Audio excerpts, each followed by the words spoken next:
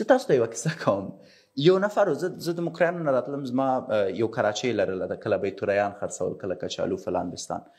یو ورځ ورسره کېناستم، زه به هغه سره ډېر کېناستم د جمعې په ورځ. وویل ډاکټر صاحب مور و پلار مې راته وایي چې زوړ شوې، خلک در پورې خاندي، کراچۍ ده، بزنس تجارت دې صحیح نه کېږي، راشه یوه کوژده درته وکړو. زه وایم که کوژده وکړم خو ما خو کور ته عاید نه لرم، نو دا کوژده به څنګه وشي؟ مال مور و پلار در باندې فشار راوړي، توکل په خدای. نو زه څه وایم؟ سبا ته راغی ډاکټر صاحب ما کوژده وکړه.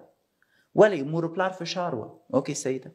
په بله ورځ 6 میاشتې تېرې شوې، ډاکټر صاحب که یو څو پیسې قرض لري، یو څه قرض ورکړه، سړي واده وکړه. په بله ورځ یې ویل ډاکټر صاحب ټول راپسې شله دي چې که تا اولاد رانه وړي نو دا خو داسې ده چې ته حتمن ستونزه لري، زه څه وکړم؟ سړي اولاد راوړو، 1 کال پسې تېر شو، لورې شوه. 1 کال وروسته ویل ډاکټر صاحب بیا خفه یم. اوس ولې خفه یې؟ والله ما ته یې لور دې شوې ده، که ته زوی رانه وړي میراثخور به دې څوک وي؟ زه باید یو ځل بیا کوشش وکړم. بیا یې کوشش وکړه، دا ځل خدای زوی ورکړه. د هغې نه وروسته سړي خوشحاله ورځ ونه لیده چې هره ورځ به ورتلم، ژړل به یې، هره ورځ ورتلم، فشار لاندې و. ولې؟ مور مې راته وایي چې زه ښځه دې نه شې ساتی، مور مې راته وایي د پمپر پیسې نه لري، مور مې وایي شیدې چېرته دي، پلار مې وایي چې ولې نه شې ساتی، فلانکي ته وګوره، بستانکي ته وګوره، څومره وخت کېږي د کراچۍ لري، کراچۍ نه دې بل شی بدل نه شو. فشار فشار فشار فشار. سهار راپورته شو، جمعې ورځ ده، وایي یو چا ځان وژنه کړې. چا ځان وژنه کړې؟ هماغه هلک چې کراچۍ یې درلوده د ترکاري فروشۍ. ورغلو، پړی یې راخیستی او خودکشي کړې وه. کله چې لاړو د دې قضیې عمق ته چې ولې د خودکشي کړې وه، د کورنۍ لخوا ده ته منفي جملې ترزیق شوې وې او دی بیرته نه پوهېده چې څنګه د دې منفي جملو دفاعیه وکړي، خپله کورنۍ بدله کړي، ځان بدل کړي. کله چې مور و پلار سره کېناستم او زه ډېر زیات په غوسه وم مور و پلار ته یې. مور و پلار یې اصلا ملامته نه و په دې قضیه کې. د تعجب خبره دا ده چې مور و پلار یې ملامته نه وه. پوهېږې، مور یې 2 خالګانې درلودې، کوم چې زه هم 2 خالګانې لرم. دا 2 خالګانې راتلې، د دې غوږونه به یې ډکول. زوی د کراچۍ ته ناست دی، ښځه نه لري، د هغوی د خبرو په اساس مجبوره شوه واده یې وکړه زوی ته. زوی د لور اولاد نه لري، اولاد یې راوړ. زوی د زوی نه لري، زوی یې راوړ. اوس یو شي ته تاسو فکر وکړئ د کورنیو ستونزو په برخه کې په کوم شي چې زه تمرکز کوم. تاسو ته کومه جمله راځي؟ د کوم ځای نه راځي؟ مثبته ده که منفي؟ که دا زوی پوهېدی چې د ده مور و پلار ګناه نه لري، د ده د فساد منبع دا 2 خالګانې دي چې د مور غوږونه ډکوي، بیا یې مور بیرته فشار راوړي په پلار باندې، پلار یې بیرته فشار راوړي په زوی باندې، او زوی دفاعیه نه لري، تګلاره نه لري، خودکشي کوي.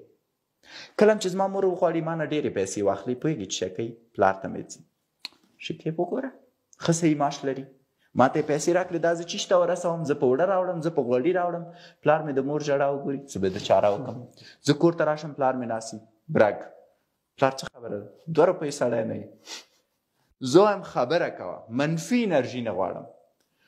کني د موږ د پښتنو عادت دا دی چې اول د پلار باید تا بیا به کې یو جنګ وشي، ته د کور نه وځې، بیا وروسته د هغې موضوع منه. پلار واضح خبره کوه، د مور د 10,000 روپۍ په کار دي، واخه ولې جنګ کوي؟ خو تا د مور داسې داسې وکړم، 3 ساعته یې وژړل، وروسته د هغې ما ته ویلې چې زما پیسې په کار دي.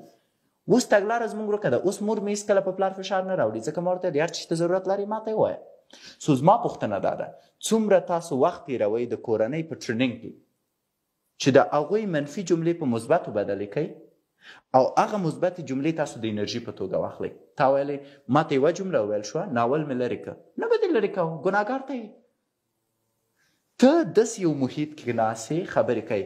آیا تا ته زمینه مساعده شوې چې مور و پلار دې راولي دې محیط ته دا خبرې واوري؟ ډېری خلک په خپل مویندو او پلرونو شرمېږي.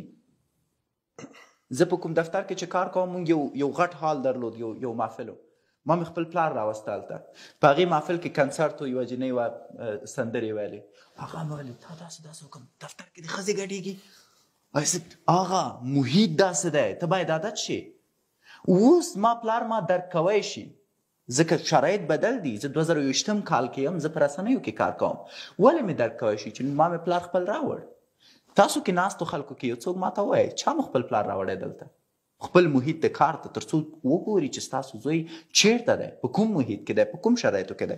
د دې پوښتنو سره زه خپله موضوع پرېږدم چې دا پوښتنې باید ځواب شي تر څو ته ورسېږي خپل حل لارې ته. موږ همیشه د یوې سکې 2 مخه باید وګورو.